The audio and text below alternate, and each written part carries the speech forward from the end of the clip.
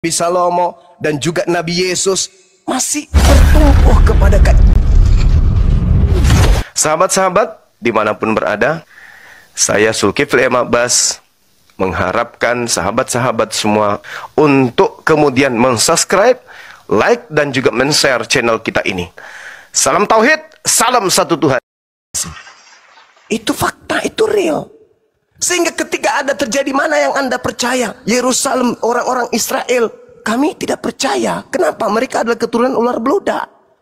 Apa yang mereka rasakan hari ini, itu timbal balik dari apa yang Tuhan katakan dan nubuatkan di dalam Ulangan 1.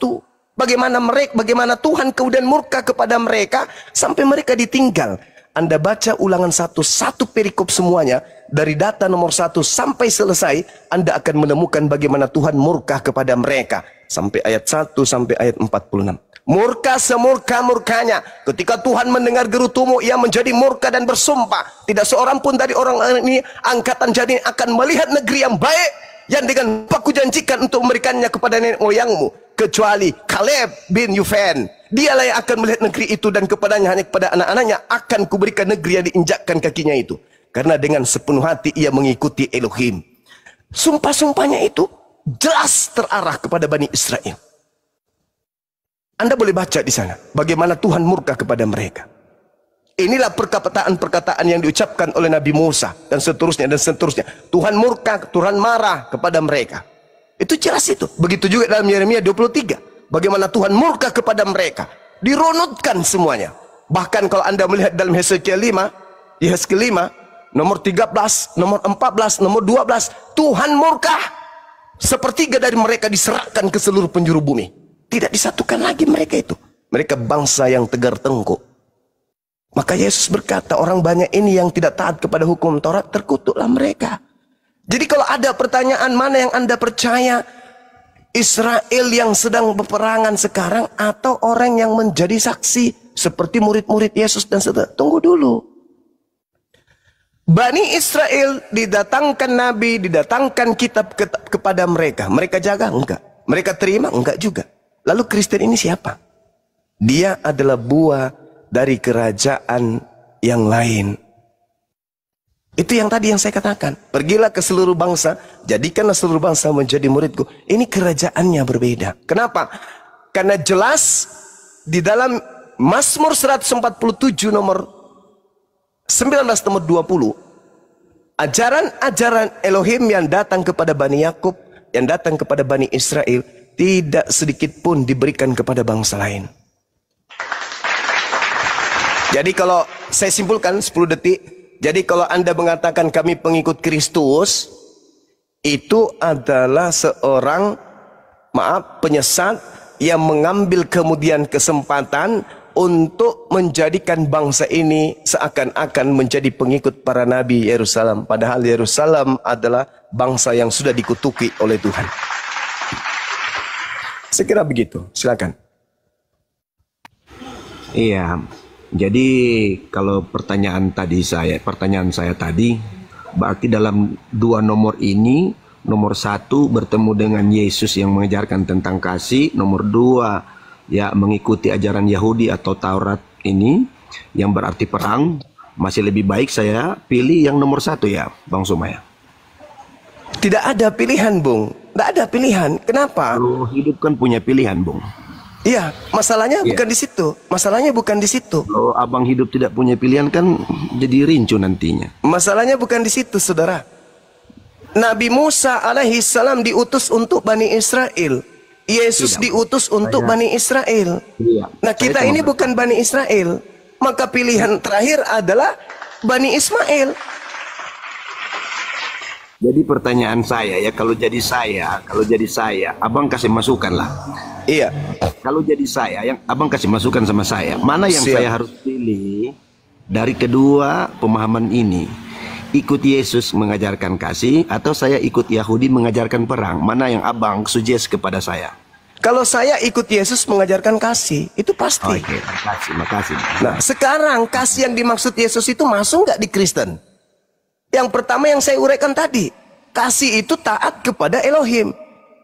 Kepada manusia, mengajarkan manusia untuk taat kepada Elohim. Itu terjadi nggak di Kristen? Sedangkan dua pilihan ini yang Anda maksud mengikuti kasih yang justru menghantam semua sendi-sendi pengajaran Elohim. Saya katakan kepada saudara, kalau Anda kasih kepada manusia, Anda tidak mungkin mengajarkan anak keturunan Anda menjadi Kristen. Tidak mungkin. Di mana itu bisa saya dapatkan dalilnya? Di dalam Yohanes 16, nomor 14, nomor 13. Yesus di dalam Yohanes 14, nomor 16, nomor 26. Apa yang diindikasikan Yesus itu? Aku akan minta kepada Bapa agar Bapa menurunkan, agar Bapa mengutus seorang penolong lain. Apabila seorang penolong lain itu datang, dialah yang akan mengajarkan kalian segala hukum, segala ketetapan, segala perintah, segala hal yang terkait dengan penginsapan dunia akan dosa. Dan ciri roh kebenaran yang datang setelahku, kata Yesus, adalah: satu, tidak berkata-kata dari dirinya sendiri. Dua, dia akan memuliakan aku. Dari sini Anda bisa mengoreksi diri. Dari sini Anda bisa introspeksi diri. Dari sini Anda bisa bercermin. Apakah keyakinan Anda ini keyakinan yang memuliakan Yesus, atau justru menghinakan Yesus seakan-akan memuliakan? Ingat sekali lagi, Yohanes 16 nomor 14, seharusnya dari nomor 7 sampai nomor 16, tapi fokus ke nomor 14-nya dan 15-nya, 13 dan 14-nya. Apa yang dikatakan oleh Yesus? Apabila roh kebenaran itu datang, dia akan memuliakan aku. Dia akan memuliakan aku.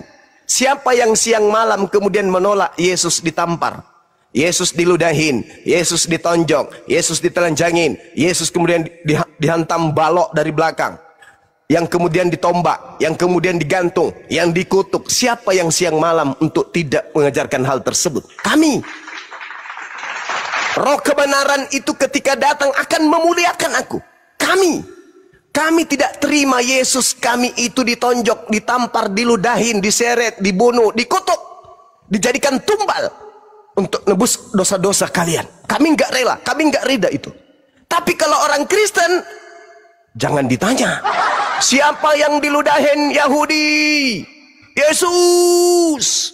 Siapa yang ditonjok? Yesus. Siapa yang ditelanjangin? Yesus. Siapa yang ditampar? Yesus. Siapa yang diseret di tengah orang banyak? Yesus. Yang digantung? Yesus. Yang ditombak? Yesus. Yang dikutuk? Yesus. Yang mati tergantung? Yesus. Itu memuliakan.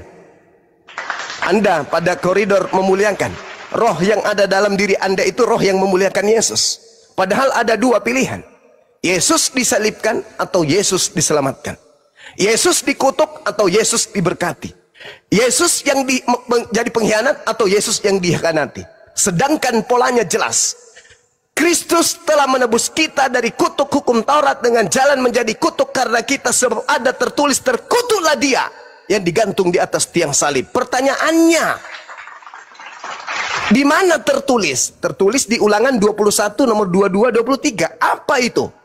Jika ada seorang yang melakukan dosa yang sepadan dengan hukuman mati. Apakah Yesus melakukan dosa yang sepadan hukuman mati? Tidak. Lalu engkau hukum dia, kau gantung dia, kau salib dia. Jangan kau biarkan mayatnya menyentuh tanah.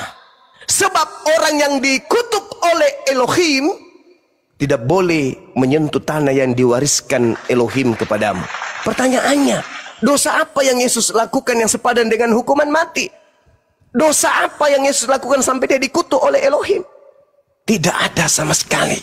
Yesusku manusia suci, Yesusku manusia mulia. Dia terkemuka di dunia dan di akhirat, dan termasuk orang yang didekatkan kepada Allah. Tidak mungkin, itu mustahil. Seorang yang suci kemudian dikutuk, dipertontonkan seperti maling, itu mustahil. Tapi bukan itu jadi poinnya. Poinnya kemudian adalah, apabila roh kebenaran itu datang yang kuminta kepada Bapa telah datang, maka dia akan memuliakan aku. Kalian tidak memuliakan. bahkan jauh terperosok ke dalam jurang kesesatan. Apa itu? Anda melantik manusia yang tadinya siang malam bersungut-sungut, bersujud, menghibah, mengharapkan keselamatan dari Sang Bapa, Sang Tuhan. Kalian lantik dia naik setinggi-tingginya, setara dengan Tuhan, sehakikat dengan Tuhan. Kalian telah menghinakan dia di hadapan Tuhannya. Makanya dia mengatakan, waspada kepada penyesat yang datang dengan pura-pura memakai namaku. Pura-pura memakai gelarku Kristus. Ya. Tapi dia hanya menyesatkan banyak manusia. Jadi coba renungkan kepada saudara, apakah Anda memuliakan Yesus atau justru Anda menghinakan beliau? Silakan. Kalau secara pribadi sih saya yakin saya memuliakan Tuhan saya dengan kehidupan buah-buah roh saya. Jadi mungkin itu secara pribadi ya. Kalau masuk dalam keagamaan ya, saya juga tidak tahu dengan agama Islam apa juga memuliakan Islam. Karena di sisi yang lain juga banyak Islam juga jatuh dalam dosa. Jadi tergantung individu ya Bang ya. Ya, tapi saya berterima kasih atas suggestion dari Bang Suma. Saya ambil nomor 1 lah ya tentang kasih itu. Dan biarlah Galatia 5 ayat 22 ini menjadi pegangan saya tentang buah-buah roh ya. Terima kasih Bang. Oke, itu pertanyaan saya yang pertama. Sungguh luar biasa. Terima kasih atas jawabannya, atas pilihannya. Dan saya juga berterima kasih juga kepada teman-teman. Karena ini hujan keras Bang Suma di sini. Jadi memang agak repot saya. Ya. Siap Bang, siap. Agak repot. Terima kasih ya. Sudah kasih suggestion. Perjumpaan yang baik kita semua. Room ini dari tadi pagi kita semua diberkati dengan informasi-informasi, edukasi-edukasi yang luar biasa. Jadi intinya ini saya sudah dapat bahwa dengan iman saya, ya saya percaya kepada Yesus. Dengan iman juga Bang Suma, ya terima kasih sudah memberi pencerahan. Oke. Buat teman-teman yang lain juga mungkin ada pertanyaan. Kalau saya sudah dapat pertanyaannya di sini, sudah dapat jawaban, saya pilih nomor 1. Tinggal implementasinya, kayak Bang Suma tadi katakan tentang implementasi yang harus dilakukan. Dan saya percaya biar Galatia 5 ayat 22 ini menjadi berkat untuk saya. Terima kasih Bang Suma. Sama-sama Bung. Sehat selalu Bang untuk pencerahan-pencerahannya. Siap, makasih. Luar biasa. Makasih. Ya, dahsyat, hebat. Buat Bang Dablo. Bang Dablo kemana ini? Siap. Iya, luar biasa Bang. Iya, dahsyat. Ini kita sudah dari tadi pagi di sini yang Bang Dablo ya. Sama Bang Philip juga, ada Bang Tiger. Masih ada 2 teman saya Kristen juga di sini. Saya mau jemput anak Bang dari sekolah 11:30. Ya. Siap. Nanti ketika balik dari sekolah izin untuk ditarik naik lagi ya Bang ya. Siap. Oke. Buat Bang Filipus dan juga Abang Tiger, selamat bersilaturahmi untuk menambah wawasan dalam narasi beragama. Terima kasih Bang. Terima kasih. Sehat selalu Bang ya. Bang Dablo, saya mau loncat atau diturunin? Terserah Bang. Mau pakai turunin aja tangga. lah. Siap. Supaya Terima kasih Bang ya. Sehat-sehat selalu bersama keluarga ya. datang dijemput, pulang juga diantar. Oke, siap. Jangan kayak kamu tadi kan? Siap. Boleh saya gendong Bang Maya? Gendong aja, siap. Ya, silakan Bang Adi atau Bang Pelipus. Bang Adi. Iya, salam. Silakan. Ini ada guru kami Bang Suma. Silakan. Nah, mungkin abang mendengarkan apa yang disampaikan, dijabarkan oleh Bang Suma. Silakan.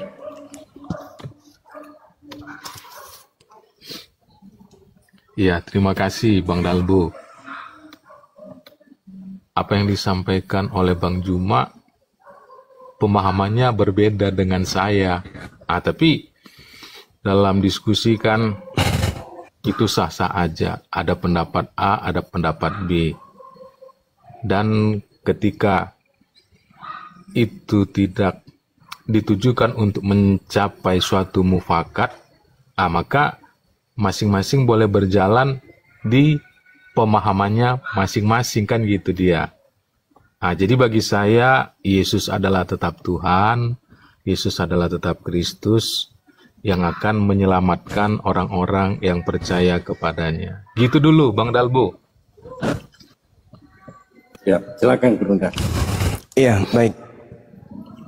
Keadaan yang ada hari ini, ketika kemudian kebenaran terungkap, ada orang mempertahankan keyakinan yang diterima dari nenek moyang mereka. Kenapa? Karena iblis memang sudah bersumpah di dalam Al-Quran di hadapan pencipta langit dan bumi. Apa kata iblis? A'udzubillahi minasyaitonirrajim. Qala rabbi bima aqwaitani la uzayyinanna lahum fil ard wa la ughwiyannahum ajma'in. Kata iblis, wahai Tuhanku, oleh karena engkau telah memutuskan bahwa pihakku adalah pihak yang sesat, aku pasti akan jadikan kejahatan terasa indah bagi mereka pengikutku di bumi. Dan aku akan menyesatkan mereka semuanya. Iblis itu bukan datang dalam wujud manusia, dalam bentuk fisik. Tetapi iblis itu datang dengan sehalus-halusnya. Masuk ke dalam hati, tembus ke sanubari, lantas di kepala berputar, masuk ke dalam aliran darah, mematikan akal manusia. Menjadikan nyaman kemaksiatan-kemaksiatan yang dilakukan oleh manusia hingga mati. Kapan mereka sadar? Pada saat ajal sudah menjemput. Sekali lagi, iblis bersumpah di hadapan Allah. Qala rabbi bima aqwaitani la uzayyinanna lahum fil ard wa la ughwiyannahum ajma'in. Aku iblis akan menjadikan kejahatan yang mereka lakukan terasa indah bagi mereka. Sehingga ungkapan-ungkapan yang dibuat-buat seperti yang disebutkan saudara kita tadi, Galatia 5, tetapi buah roh adalah kasih, sukacita, damai sejahtera, kesabaran, kemurahan, kebaikan, kesetiaan. Ini ajaran Hindu, ajaran Buddha ini. Maksudnya semua agama mengajarkan ini. Semua agama mengajarkan kasih.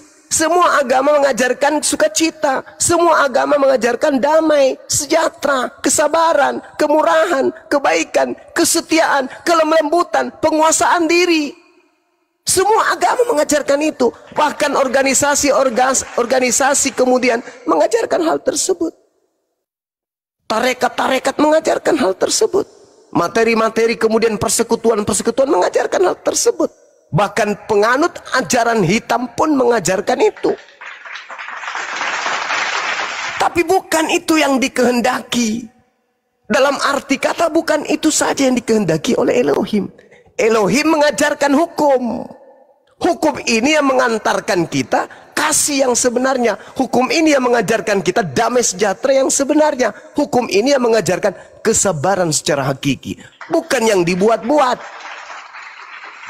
Sementara kalau kita berbicara Galatia 5 nomor 1, baiklah kita memerdekakan dari kuk penghambaan dan dibebaskan dari aturan-aturan.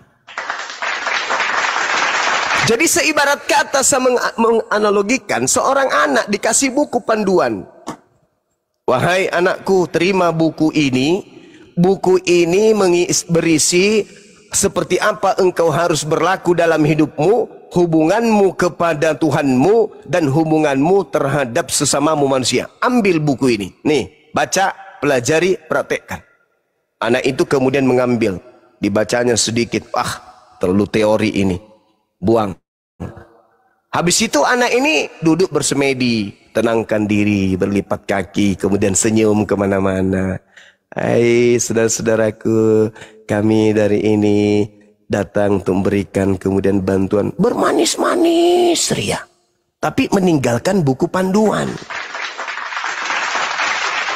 Buku panduannya mengatakan jangan makan babi, kuduskan hari Sabat, jangan ada ilah lain di hadapanku, sunatkan dirimu. Itu mah teori. Yang penting aku baik-baik aja. Yang penting aku sabar, aku baik, aku setia, aku murah hati, aku sukacita, aku kasih. Udah selesai. Ini mah teori. Teori kerah. Kasih itu tadi saya sudah jelaskan. Ulangan 11 nomor 1, Yosua 22 nomor 5, Matius 5 nomor 19, Lukas 16 nomor 17, Matius 5 nomor 20. Jika hidup keagamaanmu tidak lebih baik dari ahli Taurat, kamu tidak akan masuk ke dalam surga. Jadi dengan congor bermanis, muka tersenyum, bibir lebar sampai kuping pun percuma. Yesus ditanya, "Guru, ya paman, apa yang harus aku lakukan supaya aku masuk surga? Supaya aku hidup kekal?" Matius 19. Apakah ada dijawab di situ? Kasih, sukacita, damai sejahtera. Enggak. Semua yang disebutkan ini dalam Galatia 5 nomor 22, kucing pun bisa mempraktekkannya. Tapi yang dimaksud oleh Yesus apa? Jangan ada ilah lain di hadapanmu, jangan ada pembunuhan, jangan mengingini orang lain, jangan bersaksi dusta. Semua adalah implementasi rukun yang harus diadakan kalau mau selamat. Ada hukum-hukum yang wajib dilaksanakan kalau mau selamat. Bukan cuma sabar, bukan cuma baik doang, bukan cuma berlembut doang, menguasai diri doang, enggak. Ada syariat. Contoh misalnya, ketika Tuhan marah di dalam kitabnya Yahudi Yehezkiel 44 nomor 9. Ada kemudian dosamu yang lalu-lalu telah aku lupakan, tetapi ada kesalahanmu satu yang sangat menyakitkan hatiku. Apa itu? Engkau memasukkan orang-orang tidak bersunat ke dalam bait suciku. Itulah kelakuanmu yang tidak bisa aku maafkan, kata Tuhan. Jadi syariat itu ada, hukum-hukum itu ada. Bukan cuma saenak dewe, kasih, sukacita, damai sejahtera. Bukan cuma kayak gitu, itu mah teori. Semua orang bisa mempraktekkan itu. Tapi yang dimaksud kasih adalah implementasi, dedikasi kita, loyalitas kita, kemudian di dalam tunduk berserah diri, ikhlas kepada aturan mainnya Tuhan. Itu. Sekarang kalau Tuhan mengatakan, jangan makan babi, itu perintah Tuhan. Untuk apa tidak makan babi tapi ganas, kurang ajar, suka mencuri dan segala macam? Lebih baik saya makan babi tapi saya baik, sopan. Oh, bukan begitu polanya. Itu artinya Anda lebih menuhankan diri Anda daripada Tuhan. Tuhan sudah memberikan penggarisan, jangan makan babi ya tunduk. Kenapa malaikat disebut iblis? Kenapa malaikat itu kemudian jadi iblis? Kenapa?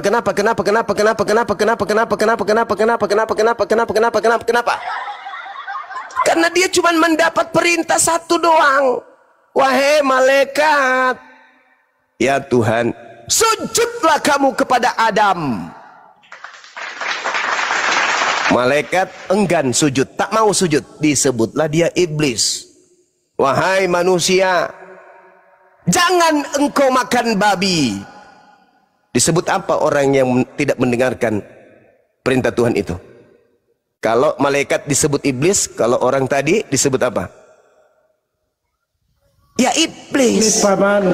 Makanya Al-Quran mengatakan iblis itu minal jinnati wan nas. Iblis itu dari dua kelompok, dari dua golongan, yaitu dari jin dan juga kelompok manusia. Manusia yang tidak mau tunduk kepada perintah Tuhan adalah sibilisis. Ini terakhir sebelum saya pamit. Dikatakan kemudian di dalam pengakuan Paulus, segala sesuatu halal bagiku. Ini perintah siapa yang mengatakan itu? Siapa yang mengajarkan menghalalkan segala sesuatu? 1 Korintus 6 nomor 12. 1 Korintus 10:23. Segala sesuatu diperbolehkan. Siapa yang kasih firman seperti ini? Siapa yang kasih firman pengajaran kayak begitu kepada dia? Sedangkan Yesus tidak pernah mengajarkan hal yang seperti itu. Dia malah membantah seluruh perintah Tuhan. Segala sesuatu dibolehkan, segala sesuatu dihalalkan. Ini perintah siapa ini?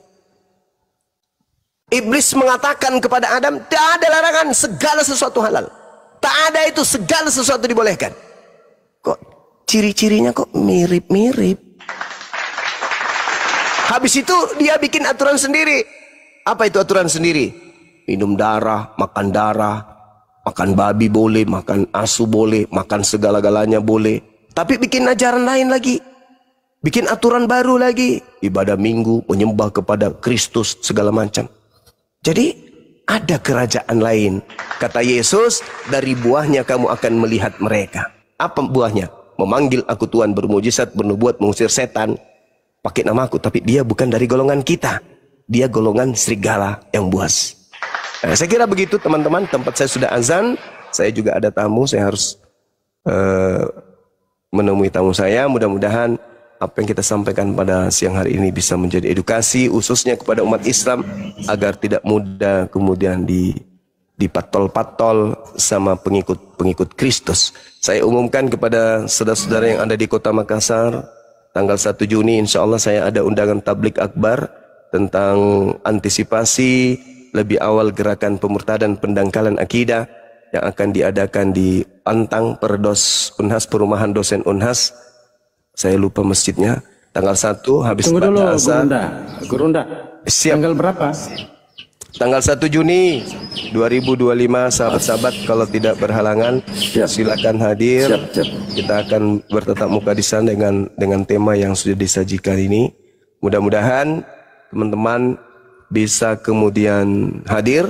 Kita sharing terkait dengan materi-materi dasar bagaimana cara mengantisipasi gerakan mereka. Demikian sementara, subhanakallahumma wa bihamdi asyhadu an la ilaha illa anta astaghfiruka wa atubu ilaik. Salam tauhid, salam satu Tuhan. Jayalah Islam kita, jayalah Indonesia kita. Assalamualaikum warahmatullahi wabarakatuh. Waalaikumsalam warahmatullahi wabarakatuh. Semangat siang dan tetap saudara-saudara Kristen tetap belajar. Tetap belajar dan belajar. Tanggalkan dulu mendengarkan doktrin dan dogma dari bapak-bapak gereja, pastor-pastor, tapi ambil Bible itu, masuk ke kamar, kunci dari dalam, pelajari tekun. Belajar baik-baik, gunakan hati. Panggil pencipta langit dan bumi. Wahai dikau pencipta langit dan bumi, yang menciptakanku, yang memberikan akal kepadaku, beri aku petunjuk. Aku ingin mengkaji Bibelku ini dengan akal sehat. Berikan aku petunjuk. Enggak usah sebut Tuhan siapa namanya, enggak usah. Panggil aja. Dikau yang menciptakanku, yang maha pengasih, yang maha penyayang, maha rahman. Jangan ke situ Islam nanti. Ya Tuhan yang maha kuasa, yang mendengar dan melihatku. Tuntun aku untuk belajar kitabku ini. Tunjukkan kepadaku kebenaran yang hakiki. Habis itu baca. Baca, pelajari, renungkan isinya. Setelah Anda pelajari itu semua, mari bertemu dengan Bang Suma dan tim para apologet Islam ini, baik yang ada di bawah naungan API ataupun yang tidak.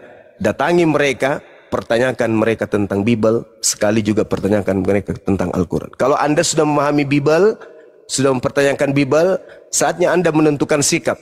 Bible itu benar-benar firman Tuhan. Dan artinya Anda mengatakan Islam itu salah. Saatnya Anda tampil sebagai apologet Kristen untuk membela akidah Kristen. Akan tetapi kalau Anda dihantarkan kepada kebenaran, bahwa ternyata Bible itu benar bukan firman Tuhan dan di dalamnya ada kebenaran, maka datang kepada Islam, pertanyakanlah Islam itu.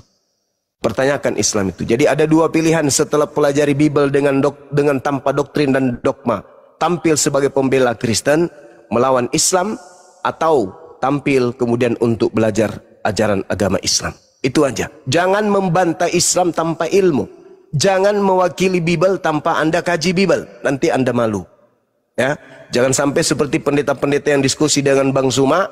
Justru mereka bertanya, itu tertulis di mana Bang Suma? Saya masih ingat sekali seorang pendeta Leon for Yehuda ketika saya berkata, Yesus berkata, tanda-tanda ini akan menyertai aku.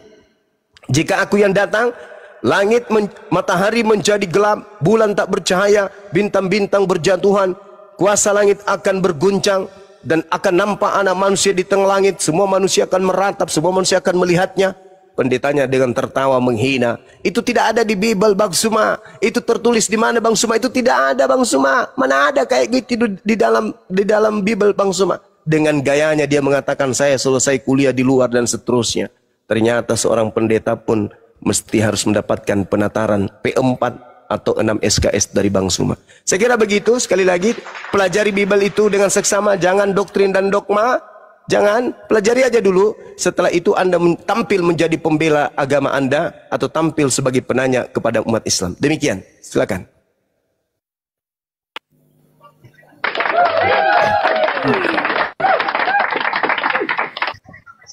Silakan Bang Andi. Ya, terima kasih untuk Bang Juma ya kan atas penjelasan dan pemahaman-pemahaman yang diberikannya. Tetapi saya hanya berkata kepada Bang Juma seperti Bang Juma katakan. Semoga Bang Juma juga boleh tetap berseru kepada Tuhan yang menjadikan langit dan bumi untuk meminta karunia-karunia supaya memahami Bible lagi dengan lebih baik dan benar. Gitu aja sih Bang Dalbo, Tuhan memberkati.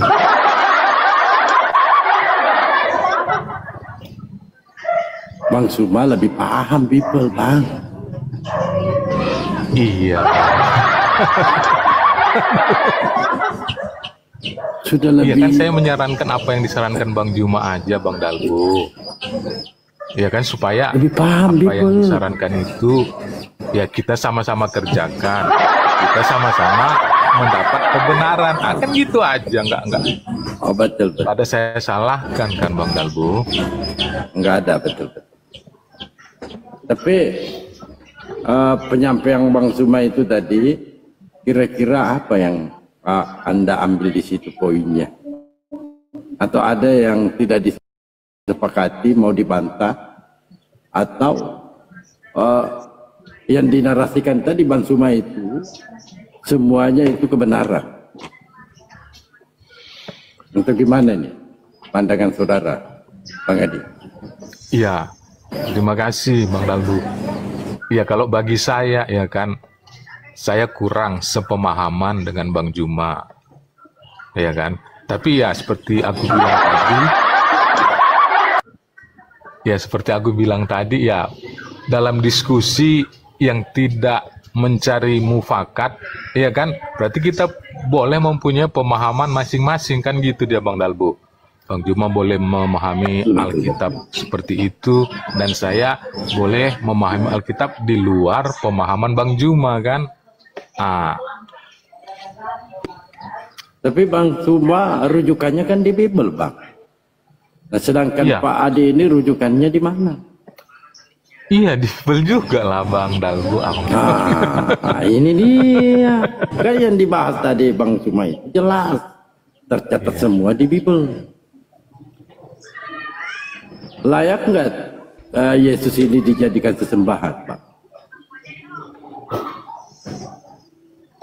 Pak Iya, Dalbo, Yesus sendiri kan- sebelum lanjut, ini minta di follow ya, akun Dewa sampai 1000 aja. Silakan. Ini baru 500. Silakan. Iwan Pilah, minta tolong dibantu ya, akun Dewa. Ini baru 500 pengikut, sampai 1000 lah, sampai 1000 follower. Ya, supaya bisa tampil. Mau tampil apa kau, Bang? Katanya bisa tampil. Mau tampil apa lagi? Tampil beda pokoknya. Oh, tampil beda. Padahal Kalau Adi ini udah nggak bisa Pak Dalbo. Dia dari awal aja udah statement, pokoknya Yesus Tuhan, udah selesai kalau Wah. seperti itu. Sudah tidak Oh, bisa lagi itu yang namanya toh. dibenerin. Iya. itu tuh dalilnya. Pokoknya. Pokoknya Yesus Tuhan, selesai udah. Apalagi dia ahli bahasa roh. Pokoknya joget. Itu.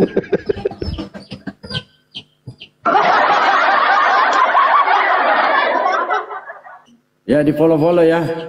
Akun Bandewa semualah. Bang Dalbo. Ini akun baru semua. Jadi Pak Abang Filipi, asyhadu. Bagaimana, Bang? Kira-kira apa tanggapannya?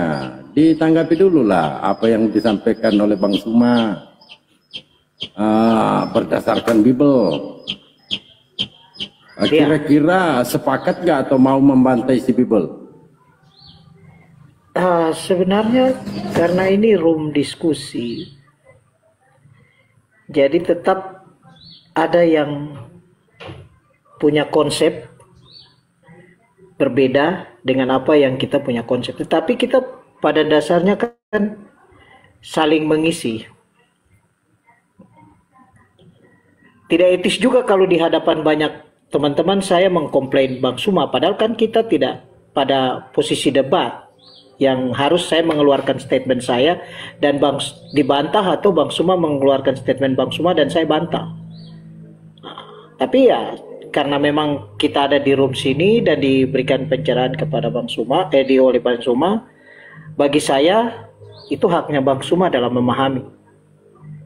Demikian juga saya juga punya pemahaman yang ada referensinya. Tetapi kalau referensi itu dipandang keliru, ya itu kan dari masing-masing kita. Toh kita kan tidak mencari sesuatu yang si A yang benar, si B yang salah atau bergantian.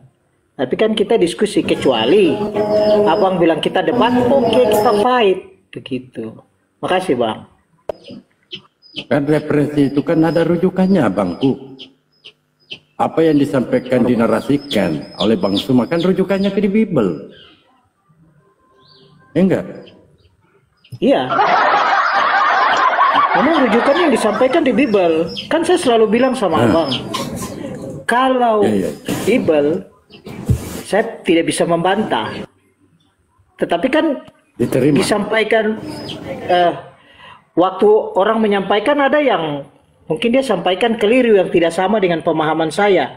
Dan saya juga tidak bisa menabrak dia karena kan kita berdiskusi. Kecuali kita berdebat. Oke, itu berbeda. Begitu bang. Oh iya, kan diskusi debat itu artinya kita berargumen berdasarkan data. Jadi poinnya ini Abang Filipi ini sepakat dengan apa yang dinarasikan oleh Bang Suma.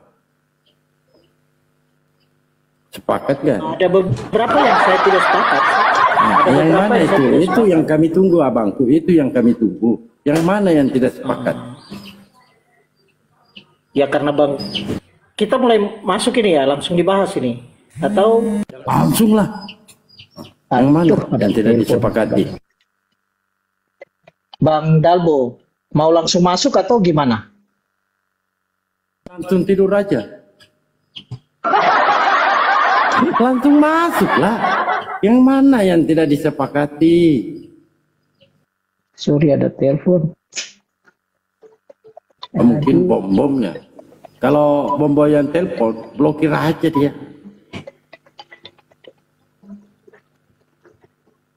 Coba. Yang mana yang tidak disepakati dari narasi Bang Suma? Yang mana? Nanti Bang Dewa bengkokkan.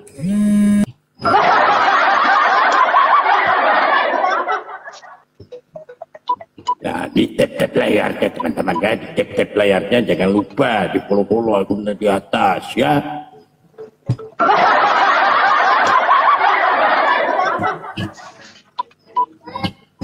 Yang nelpon siapa sih, kawan?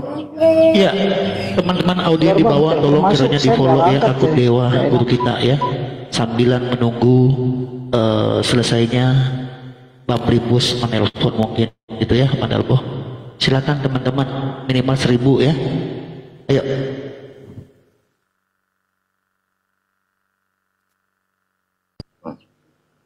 Gimana? Oh, oke bang. Maaf, telepon masuk. Masuk ini, lagi bang. Saya nggak ini? bisa dengar lagi. Iya. Aksar Raja, selamat malam.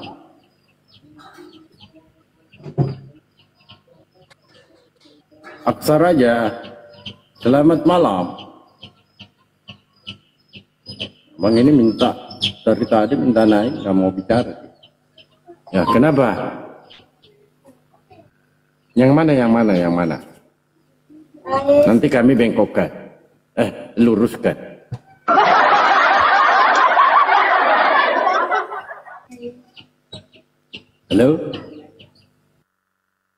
Halo, yang mana bang? Iya bang. Aduh, minta maaf. Saya nggak dengar apa yang abang ngomong karena telepon masuk, saya nggak ngangkat, jadi saya biarkan aja. Iya, bagaimana bang? Biarkan aja dulu. Jadi itu yang nelpon siapa sih? Bom-bom. Wah, ngapain? Oh, jadi teman-teman Kristen ini sesama Kristen nggak saling ini ya komunikasi enggak? Kalau komunikasi pasti, tapi tidak harus lebay kayak gini toh Bang. Saya contoh saya dengan Bang Suma, Bang Dewa, Terapi, Bro Edwin dan teman-teman lain kami sering komunikasi. Gimana kabarnya Bang? Assalamualaikum. Kalau kalian enggak, tidak ya? Ya pasti lah Bang. Makanya saya tanya yang nelpon siapa sih Bombong? Bukan teman. Oh, AWW apa Bobo? Pak Bombo mungkin lagi pelayanan gak Pak? Dia lagi dilayani. Saya nggak tahu Bang. Abang lebih tahu kalau Abang tanya saya lagi. Dia yang dilayani.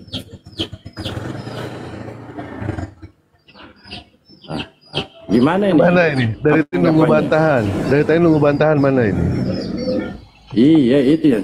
Tunggu nanti Bandewa ini bengkokan. Iya. Bang Balbo, Bang Dede.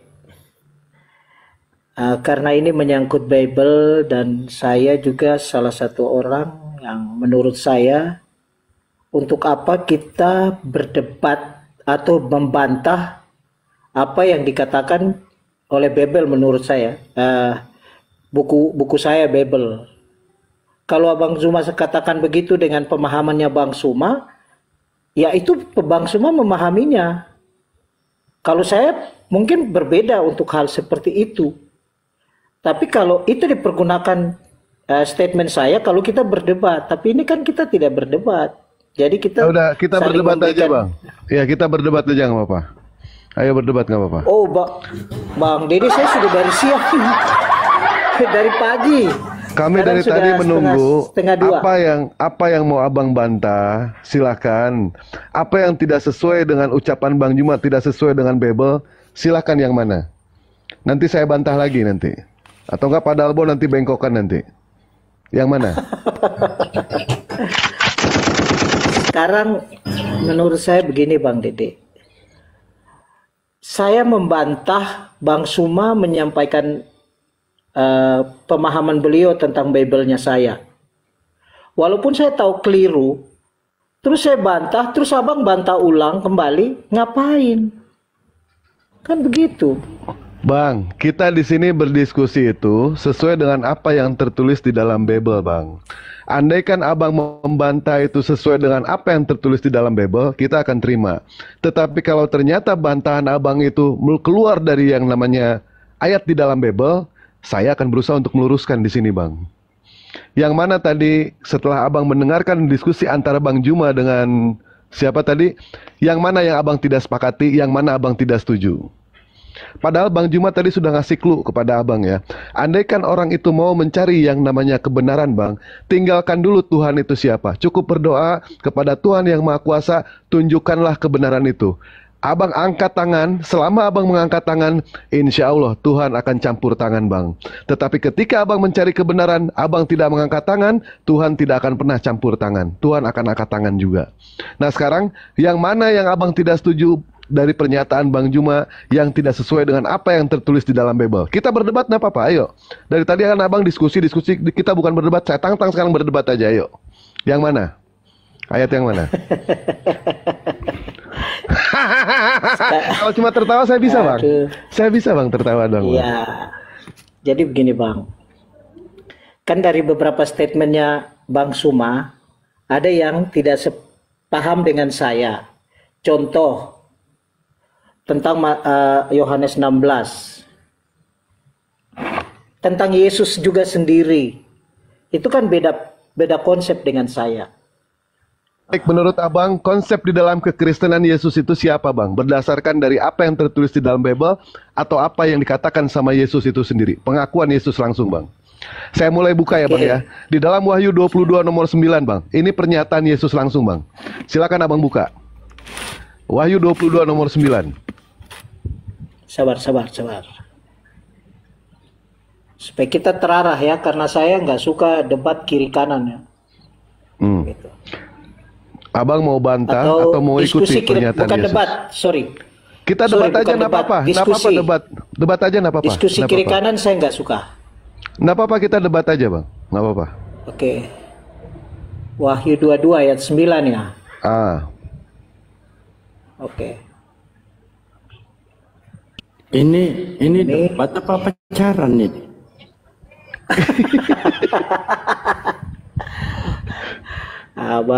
Bang Dalwo. Mantap. Oke, lanjut Bang. Bang Dede.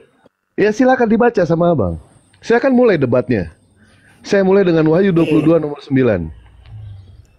Tetapi ia berkata kepadaku, jangan berbuat demikian, aku adalah hamba, sama seperti engkau dan saudara-saudaramu, para nabi dan semua mereka yang menuruti segala perkataan kitab ini, sembahlah Allah.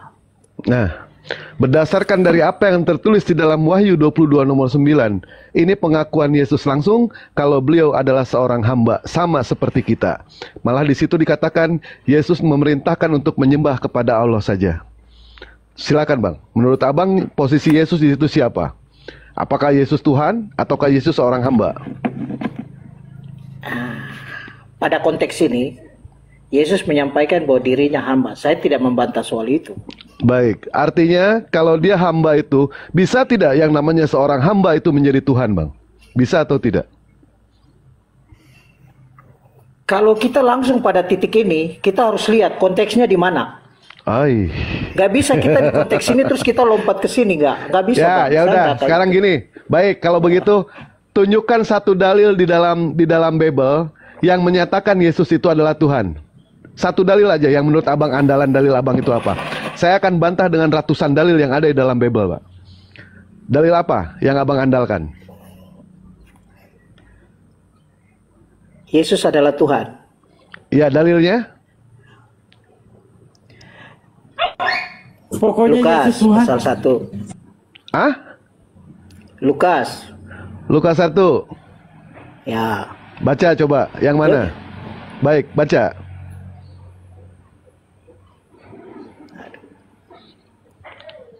Coba Bang.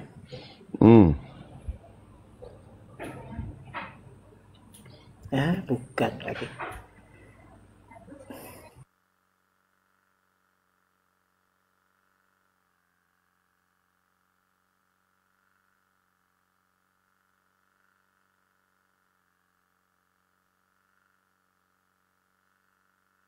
Pasal 2, Pak. Ini kok lama sekali, Pak. Lukas 1 pasal 2 ayat 11. Lukas 1. Tadi Lukas Abang 2. bilang Lukas 1. Sorry. Baik, Lukas 2. Hari ini telah lahir itu, Bang. Ya. Baik. Abang percaya yang dilahirkan sama Bunda Maria itu Tuhan atau manusia, Bang? Manusia. Nah, kenapa di situ Abang percaya kalau yang dilahirkan adalah Tuhan? Sementara berdasarkan kita ya, sebagai manusia yang punya akal, Bang, diciptakan oleh Tuhan memiliki yang namanya akal. Tidak mungkin yang namanya manusia itu melahirkan Tuhan. Manusia melahirkan manusia, monyet melahirkan monyet, gogog melahirkan gogog. Ini hal yang tidak mungkin apabila yang namanya manusia itu melahirkan Tuhan. Sementara ketika Abang membaca di ayat 22-nya, Bang, di situ, Yesus diserahkan kepada Tuhan, Bang. Dan ketika genap waktu pentahiran, menurut hukum Taurat Musa, mereka membawa dia ke Yerusalem untuk menyerahkannya kepada Tuhan. Mungkin tidak, Bang, ada Tuhan diserahkan kepada Tuhan. Mungkin tidak, Bang, ada manusia melahirkan yang namanya Tuhan. Kita di sini mengajak Abang berpikir ya, Bang, ya. Oh, ada Uni Ripa ini. Oke, Assalamualaikum Uni Ripa. Uni. Baik, Abang. Syik di sini, Bang. Waalaikumsalam. Siap. Silakan, Bang. Mungkin tidak menurut Abang ada manusia melahirkan yang namanya Tuhan. Ada Tuhan membutuhkan yang namanya rahim dari manusia. Mungkin tidak, Bang? Kalau menggunakan kata mungkin, karena berhubungan dengan Yang Maha Kuasa, berarti mungkin saja. Begitu. Oh, mungkin saja. Baik, kalau seperti itu memang doktrin ajaran Abang itu sudah kuat ya, berusaha defend untuk mempertahankan sesuatu yang tidak masuk akal, Abang pertahankan. Di dalam Lukas 2 nomor 22. Tidak begitu juga, Bang. Bang, itu bukan masalah doktrin, itu akal sehat. Iya. Karena dia kan maha kuasa. Kecuali dia tidak maha kuasa boleh, baru kita bisa ragukan dia. Dia mau jadi batu, mau jadi ayam, mau jadi apa. Kalau dia tidak maha kuasa, kita bisa ragukan. Tapi kalau dia maha kuasa, kita tidak boleh membatasi. Oh, Logika. berarti baik. Abang, berarti kita sepakat ya, kita tidak boleh membatasi yang namanya Tuhan. Jadi apapun bisa Tuhan lakukan sesuai di dalam Lukas 1 nomor 37. Tidak ada yang mustahil bagi Tuhan. Ketika Abang mengatakan dia maha kuasa, bisa berubah menjadi batu. Kira-kira menurut Abang, bisa nggak Tuhan Abang berubah menjadi sendal jepit, Bang? Ya itu kembali ke dia. Nah, bisa atau tidak? Dia mau jadi Saya apa tanya. saja menurut dia. Baik, menurut Abang bisa atau tidak Tuhan jadi sandal jepit, Bang? Kalau Tuhan menjadi sandal jepit dan itu kemauannya Tuhan sendiri, saya nggak bisa bilang tidak. Bisa atau tidak menurut Abang? Bisa berarti ya, Tuhan menjadi sandal jepit, Bang ya? Kan tidak ada yang tidak mungkin bagi Tuhan. Betul ya? Apapun yang dikehendaki pasti bisa. Baik, Begitu. bisa Mau tidak yang diceritakan namanya apa bisa? Tuhan, bisa tidak yang namanya Tuhan itu ingkar janji, Bang? Oh, kalau dia tidak mungkin ingkar janji. Loh, katanya Dia itu jangan Allah yang membatasi setia. Tuhan. Berarti Abang membatasi Tuhan kalau seperti itu. Dasarnya apa Abang bilang konsep saya seperti itu? Kan Abang mengatakan tidak ada sesuatu yang mustahil bagi Tuhan. Sedangkan di dalam ajaran agama Islam, yang namanya Tuhan itu pasti ada yang mustahil, Bang. Ada yang mustahil dilakukan oleh Tuhan, walaupun Tuhan itu bisa, gitu kan. Nah, ketika Abang mengatakan tidak ada yang namanya mustahil bagi Tuhan, saya tanya, bisa nggak Tuhan itu ingkar janji, Bang? Mau pakai konsep yang mana? Konsep Islam Bebas, atau Kristen? bebas. Kristen. Kalau konsep Kristen, kalau apa yang dia mau, pasti bisa. Baik, Karena berarti nggak ada Tuhan, mustahil bagi dia. baik, berarti Tuhan bisa ingkar janji menurut Abang ya? Ya kalau memang konteksnya begitu ya bisa, tetapi kan saya tidak tahu. Bukan tidak tahu, Bang. Kita sekarang sepakati dulu, bisa atau tidak menurut Abang Tuhan itu ingkar janji di dalam kekristenan? Karena Tuhan yang di dalam kekristenan itu adalah setia dan adil, dia nggak Saya nggak mungkin nanya ingkar itu, janji. Bang. Saya nggak nanya itu. Baik, menurut Abang Iya. tidak mungkin terjadi. Berarti ada hal yang mustahil bagi Tuhan, Bang ya? Betul, Bang? Oh tidak ada. Nah, tadi saya mengatakan bisa atau tidak Tuhan itu ingkar janji? Menurut apa yang saya pahami, dia tidak bisa ingkar janji. Berarti ada yang mustahil Tapi bagi kalau Tuhan, abang Bang. bilang, sorry, sekarang saya balik bertanya. Kalau abang bilang dia bisa ingkar janji, kan itu pemahamannya abang. Abang harus sampaikan ke saya. Saya bertanya supaya saya loh, Bang. mengerti. Saya bertanya kepada Abang di sini, sesuai di dalam Lukas 1 nomor 37, tidak ada yang mustahil bagi Tuhan. Saya tanya, kita sepakat jangan pernah membatasi yang namanya Tuhan. Nah, saya bertanya, apakah yang namanya Tuhan itu bisa ingkar janji, Tuhan Kristen? Saya tidak boleh membatasi dia. Berarti bisa Dan ingkar saya tahu janji. dia tidak mungkin ingkar janji. Berarti ada yang Dia tidak mustahil mungkin ya bagi ingkar Tuhan. Berarti ada yang mustahil ya. Oh, kok bolak-balik bang? Lah, kata Abang Kan katanya kita sudah tidak mungkin. sepakat. Kita sudah sepakat dia tidak bisa ingkar tidak ada yang mustahil bagi dia. Baik, tidak ada yang Sekarang- mustahil. Bisa nggak Tuhan itu ingkar janji? Saya tanya. Sekarang ingkar janji masuk di mana? Saya nggak nanya apapun itu, Bang. Yang penting ingkar janji. Tuhan berjanji begini, ternyata janjinya itu meleset. Bisa nggak kira-kira Tuhan Abang itu, yang konon katanya dikatakan tidak ada yang mustahil bagi Tuhan, bisa nggak Tuhan Abang ingkar janji? Enggak, karena enggak pernah ada yang meleset yang dia janji. Berarti ada yang Kalau mustahil Abang- bagi Tuhan ya? Ada yang mustahil? Ya itu pemahaman abang, terserah. Kalau bagi Oh, saya bukan enggak ada. begitu, Bang. Bukan begitu. Kan Abang sendiri yang membawa satu statement, saya cuma mengikuti di sini. Berarti kita sepakat ya, kalau Tuhan ya Kristen bisa ingkar janji. Sepakat ya?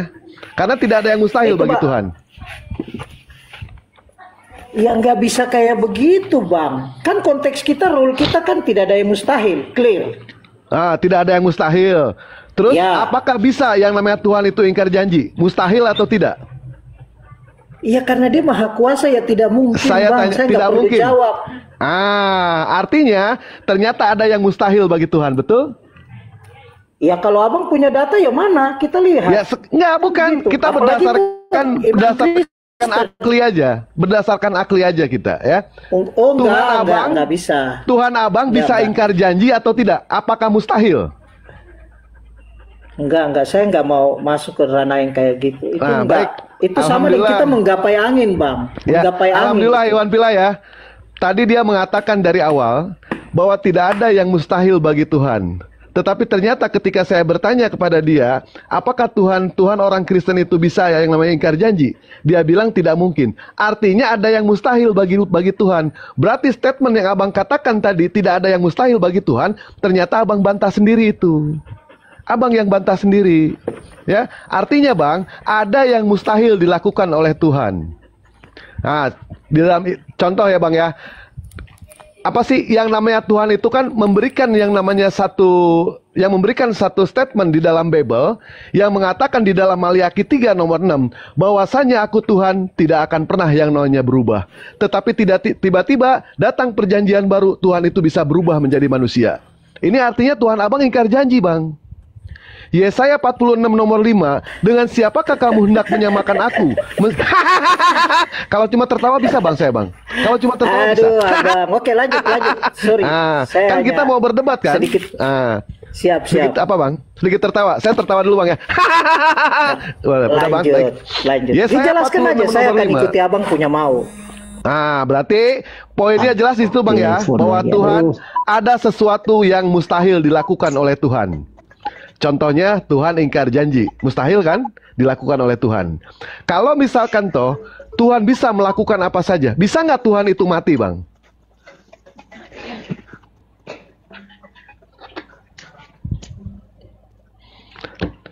Mustahil atau tidak ketika yang namanya Tuhan itu bisa mati Bang? Wah, ada telepon lagi. Ada telepon Bang Dewa.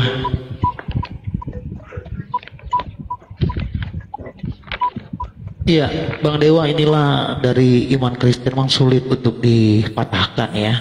Sekalipun itu berdasarkan dari Bible. Sebenarnya kalau kita mau jujur pada hati kita sendiri, jelas Tuhan itu tidak mungkin bisa menempatkan dirinya ke bumi. Kenapa demikian? Di 2 Tawarik 6 nomor 18 misalnya ya, ini rujukannya.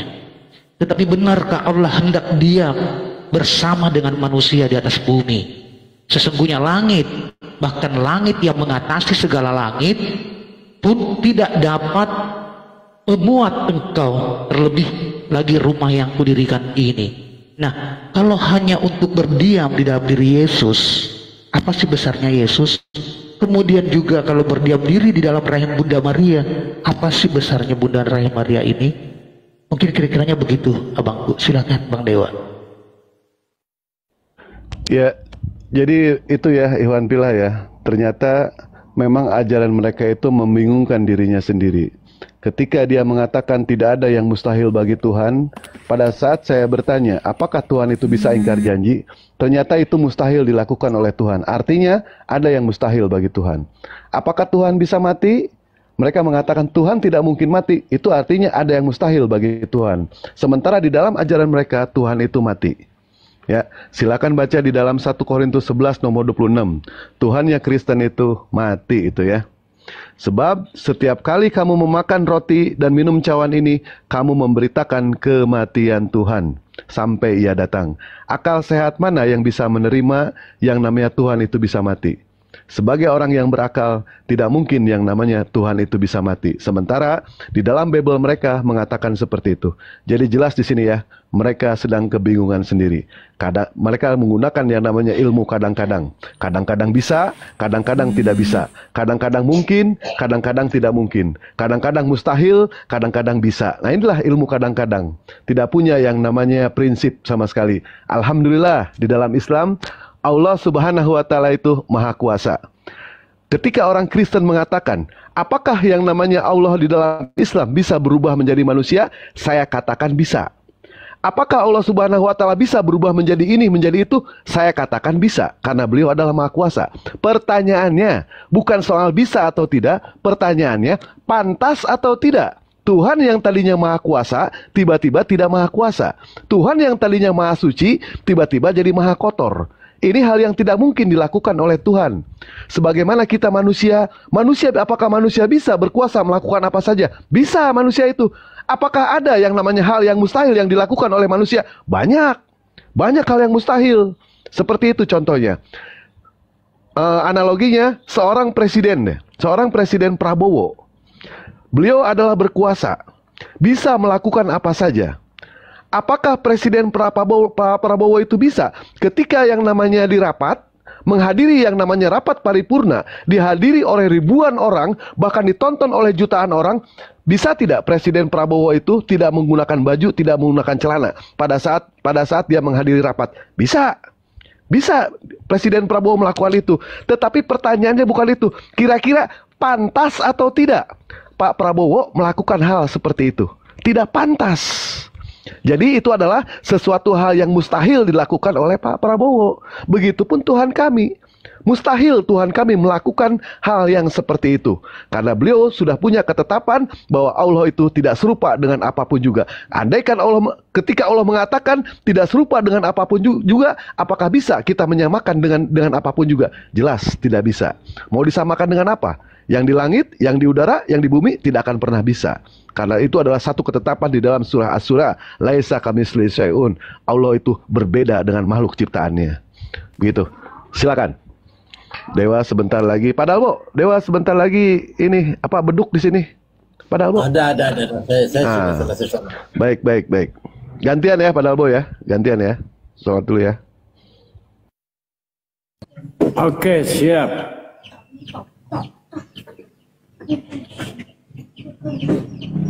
Murid-muridku yang aku kasihi, selamat datang kembali Pak Pipi. Halo, ya bro, pagi. Halo. Aduh Bang Dede, minta maaf. Teman telepon terus ini Bang. Izin. Ya, diangkat dulu teleponnya ya. Siapa tahu mau bagi-bagi duit atau mau pinjam 100. Gimana, Pe?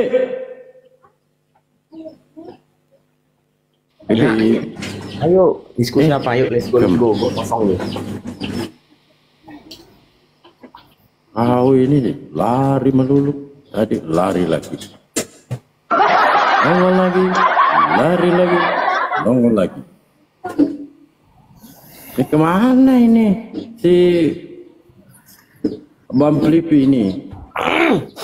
Ya udah, gue jawab Dewa aja ya. Mau dijawab Dewa ya, silakan. Iya. Jadi itulah bedanya Tuhan kami dan Dewa. Bentuk kasih Tuhan kami adalah datang kepada kami. Makanya saya selalu katakan di setiap debat, Kristen itu berbeda sama agama. Agama itu manusia mencari Tuhan. Tapi kalau Kristen, Tuhan mencari manusia. Dan itu satu-satunya bentuk tertinggi dari kasih Tuhan kepada manusia. Didatangi. Pertanyaan saya, agama mana yang Tuhannya sangat sayang sama umatnya? Agama mana? Gini aja, Pi. Dipotong ah. Kan kamu mengatakan di Kristen Tuhan mencari manusia. Betul. Ketika Tuhan mau mencari manusia, dia sudah ketemu dengan manusia, apa yang terjadi? Diselamatkan. Yang selamat Tuhan apa manusia? Bukannya Tuhannya yang dipukul oleh manusia, manusianya selamat tapi Tuhannya kagak selamat. Kan begitu. Nah, kalau di kitab Musa, di Keluaran 33 nomor 20, ketika ada manusia melihat Tuhan yang manusianya yang binasa. Nah ini, siapa yang melihat Tuhan malah Tuhannya yang binasa di perjanjian baru.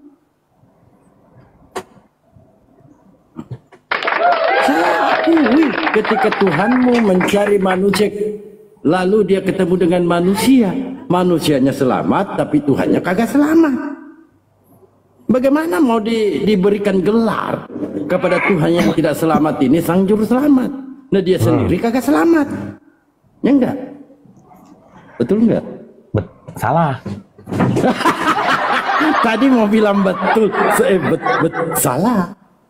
Gimana ini? Bang Diablo, pertanyaan saya, Tuhan Yesus hidup nggak? Hah? Tuhan Yesus hidup nggak? Tuhan Yesus hidup nggak? Enggak, mati dia. Kan bangkit, hidup, betul? Jangan dulu bangkitnya, kan mati, kan kamu bertanya. Seandainya kamu bertanya, Bandalbot, Yesus bangkit enggak? Baru saya jawab itu. Nah kan kamu bertanya, Yesus hidup tidak? Saya katakan mati. Menurut Tuhan Yesus, Paulus, mati, bangkit, dan hidup. Tunggu dulu, ini lalu apa yang selalu diberitakan oleh Paulus? Ini perkataan Paulus ini di dalam Bible. Apa yang abang baca? 1 Korintus 11:26. Apa itu? Memerintahkan di situ untuk memberitakan kematian Tuhan. Tapi yang kamu tadi bawa menarik itu. Di Kristen Tuhan mencari manusia. Nah tak kala Tuhan ketemu manusia, malah Tuhannya yang mati. Gimana ini? Saya nggak menghujat loh. Iya cuman saya ini kadang-kala benar, kadang-kala kebetulan. Ini dalam 1 Korintus 11 nomor 26 kata Paulus, sebab setiap kali kamu makan roti ini dan minum cawan ini, kamu memberitakan kematian Tuhan sampai ia datang. Nah, sedangkan Tuhanmu ini kagak datang dia. Malah dia duduk selama-lamanya dia duduk. Ya enggak? Datang. Setiap yang tertulis di Alkitab akan tergenapi. Tenang ya, bro. Waktu masih panjang. Iya, waktu masih panjang. Coba kamu baca. Filipi, naik lagi Filipi. Ini ada bab Filipi ini. Naik lagi bab Filipi. Kan dalam Ibrani 10:12, coba kamu baca. Masalahnya banyak Kristen nggak percaya Bible. Kenapa sih kalian nggak percaya Bible?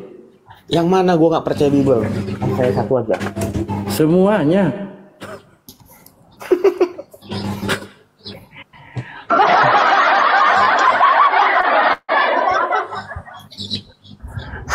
Menarik tadi soalannya, menarik tadi itu.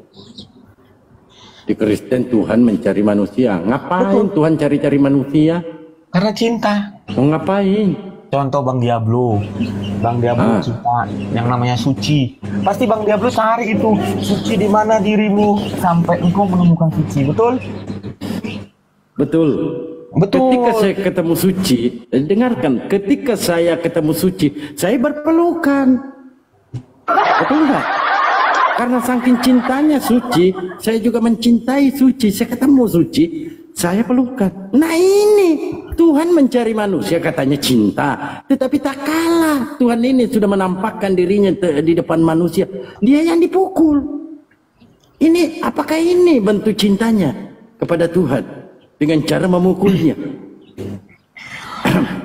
Bang Diablo, di saat Anda mencari suci, Anda menemukan suci tergeletak di UGD. Saya ketemukan suci, saya pelukan dengan suci. Ginjal. Apakah Bang Diablo memberikan ginjal Bang Diablo? Pasti memberikan. Itu tanda. Enggak, masa bodoh. Cinta boleh cinta, tetapi ketika merugikan badan saya, nggak mau lah. Masih banyak suci-suci yang lain di luar sana.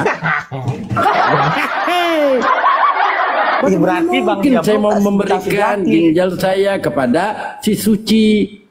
Masa bodoh. Kalau Bang Diablo cinta di sana suci lagi. Nggak mau lah. Aku ginjal abang. Nggak mau saya itu. Nggak mau. Cinta. Aku nggak mau lah. Mencintai sesuatu itu dengan perbuatan, Bang. Perbuatan kan betul. Bukan hanya sekedar ucapan, itu perbuatan kita lakukan. Contoh dulu. Saya mencintai Suci. Buktinya Suci Pak. ini anggaplah istri saya. Iya, buktinya Pak. Cara saya mencintai Suci ini tentu saya memenuhi kebutuhannya dia. Dengan cara saya mencari uang banyak, lalu saya berikan dia. Kamu Suci, sopi-sopi aja di sana. Kamu Suci, kamu ke salonnya Suci. Itu namanya cinta. Betul-betul cinta. Nah, ini Tuhan ketemu manusia. Tuhan yang mati. Gimana ceritanya ini, Paman? Ya kan itu kalau Suci baik. Itu kalau Suci sehat. Kalau Suci sakit, membutuhkan pertolongan seorang Diablo. Apakah Diablo akan menolong Suci atau hanya dikata saja bahwa Diablo cinta sama Suci? Saya akan membawa si Suci. Iya. Betul? Saya akan membawa si Suci ke rumah sakit untuk diinfus. Jelas kan? Untuk diobati. Jelas kan? Jelas. Kalau Suci butuh ginjal, dan yang ada cuma iya baik. Dia kasih nggak? Ketika si Suci membutuhkan ginjal, saya akan cari pipi. Jual dong ginjalnya satu. Kan begitu. Kenapa? Kok jadi gua? Saya kan banyak duit. Saya mencintai Suci. Untuk menyelamatkan Suci, saya akan meminta kepada Pipi untuk menjual ginjalnya kepada saya. Kan begitu. Simpel kok. Ya enggak? Seandainya hanya ginjal Diablo saja yang cocok, apakah Diablo akan memberikan ginjal Anda ke Suci? Saya akan katakan mati aja lah kau Suci, bikin repot. Nah itu berarti nggak cinta sejati tuh, cinta-cintaan. Bagaimana saya mau cinta sejati kalau membahayakan diri saya? Pintar itu, terus. Iya kan? Saya bukan munafik, Bang. Saya akan katakan yang sesuai dengan naluri saya. Masih banyak kok suci-suci. Artinya kecuali dia membutuhkan yang tidak membahayakan nyawa saya, tentunya saya bantu. Kalau membahayakan nyawa saya, onde mande paman. Ya, artinya cinta Diablo hanya cinta-cintaan, nggak cinta sejati. Cinta sejati adalah mau mengorbankan untuk orang yang dikasihinya. Betul? Enggak betul itu. Enggak ada betulnya itu. Cinta kepada anak, dia korbankan nyawanya di persalinan. Itu cinta sejati, Bang Diablo. Makanya saya katakan, bentuk tertinggi dari cinta sejati adalah boleh saya masuk ke depannya? Nggak ada lebih dari pengorbanan. Lucu-lucuan nih. Iya. Sebenarnya apa sih cinta-cinta dibahas? Padahal yang dibahas tadi itu hanya Kristen mencari manusia. Ya kenapa mencari karena cinta? Betul? Tuhannya mencintai Kristen, tetapi Kristen tidak mencintai Tuhannya. Betul? Enggak. Kami mencintai Tuhan kami. Mencintai manusia, manusia itu membunuh Tuhannya. Apakah itu yang dikatakan cinta? Kata Yesus, mereka tidak tahu apa yang mereka perbuat. Apalah. Kata Yesus, mereka melakukan sesuatu yang mereka tidak mengetahuinya. Iya, ampuni mereka, itu kata Bapak. Yesus. Ampuni mereka. Itu kata Yesus. Tapi kata manusia. Diampuni. Sebentar Diablo, engkau disiksa dan engkau diampuni. Apa? Kurang baik apa Diablo? Iya, oke. Tadi kan kata Yesus itu. Nah sekarang kata manusia, terkutuklah kau Yesus. Itu kata manusia. Siapa yang mengutuk Tuhan Yesus? Diablo siapa? Nggak ada. Dari berani. Yang enak temanya boleh. Terkutuklah Yesus. Siapa yang mengimani? Terkutuklah Yesus. Siapa yang mengimani? Nggak ada. Tuhan Yesus saya nggak terkutuk. Tuhan Yesus saya suci. Bagaimana suci? Suci lagi. Tadi si suci sudah lewat kan, sucinya tadi sudah metong tuh, nggak ada ginjal kan? Ya enggak? Jadi sucinya meninggoy. Nah sekarang mereka berbuat terhadap Yesus karena mereka tidak mengetahuinya. Tetapi apa kata mereka ini? Malah mereka mengatakan, terkutuklah engkau Yesus. Betul enggak? Nah inilah yang diimani teman-teman Kristen. Siapa orang Kristen yang mengutuk Tuhan Yesus? Siapa? Nggak ada. Lalu di Galatia 3:13, 1 Korintus 12:3, itu Paulus ingin mengajari. Kamu percaya nggak Bible? Percaya. Coba kamu baca 1 Korintus 12 nomor 3. Oke, gue baca. Baca yang keras, supaya orang-orang di pasar mendengar. Bentar. 1 Korintus 3 ayat. 1 Korintus 12 nomor 3 Tante. 12.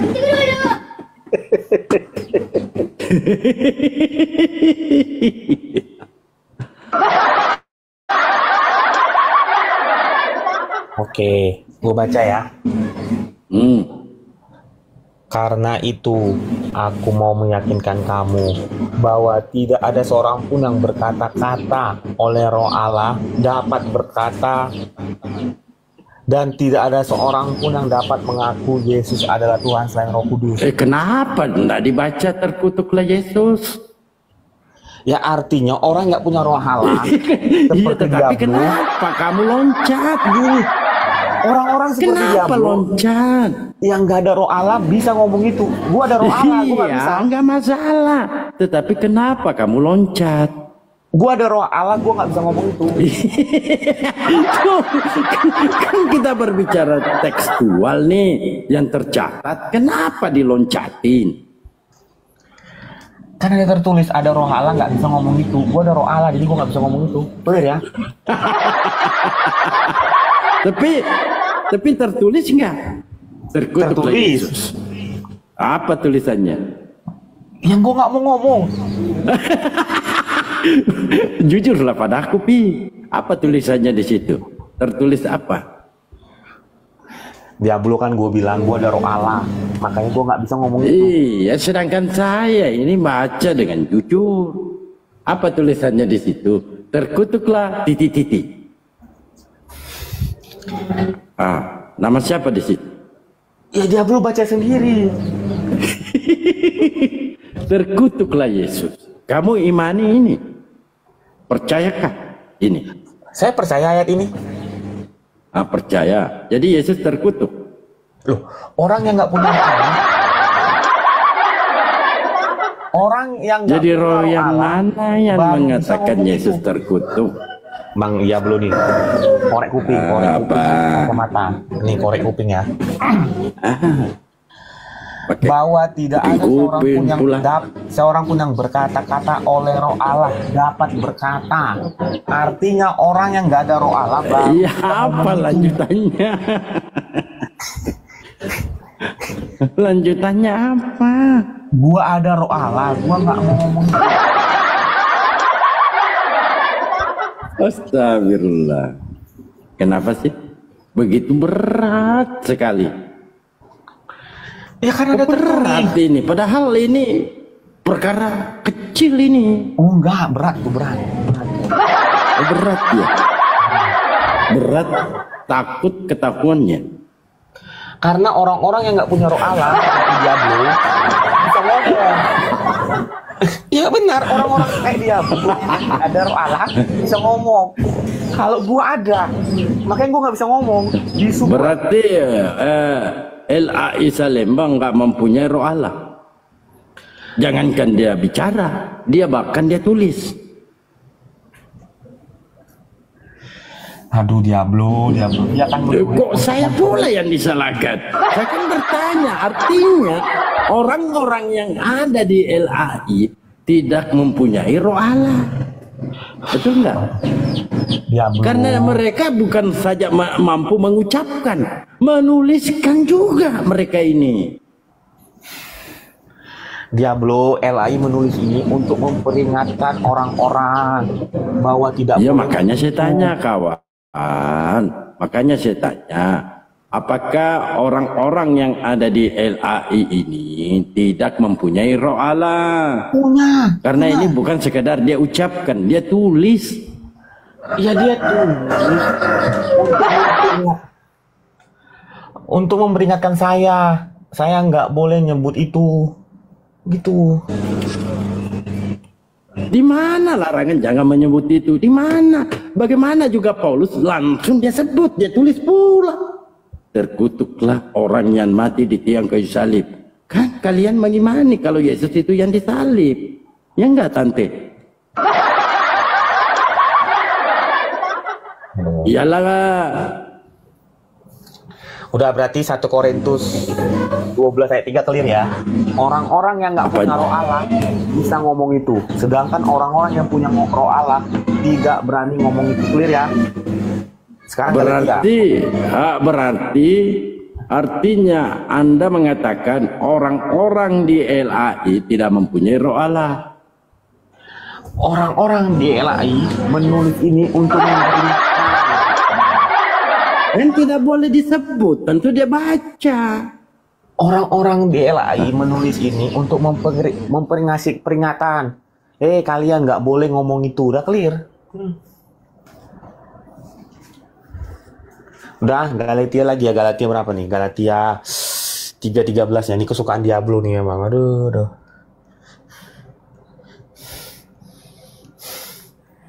Bang Dalbo, Bang Dede udah turun ya?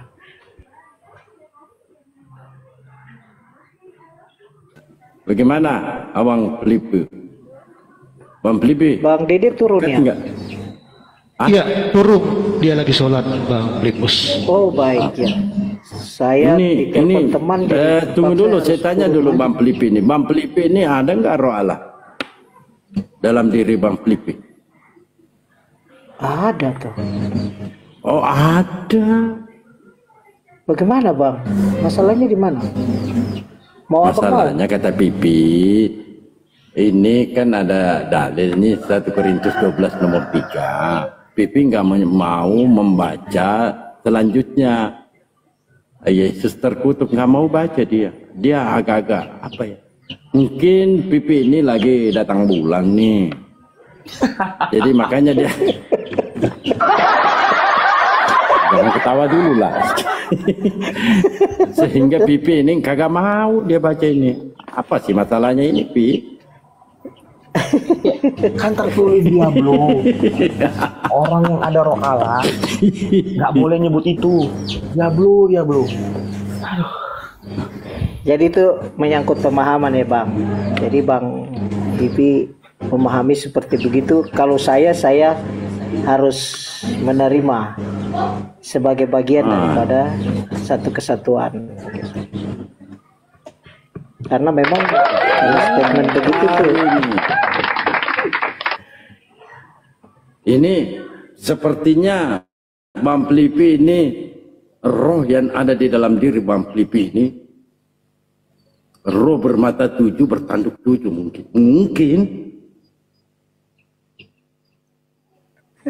enggak, karena lancar sekali dia ini tanpa ada keraguan dia menyampaikan. Nah Pipi ini enggak mau dia, takut kali dia. Itu makanya saya katakan mungkin Abang Pipi ini dia datang bulan enggak mau baca dia. Biasanya kan ada tuh yang tertentu itu nggak bisa disampaikan. Enggak, Pi.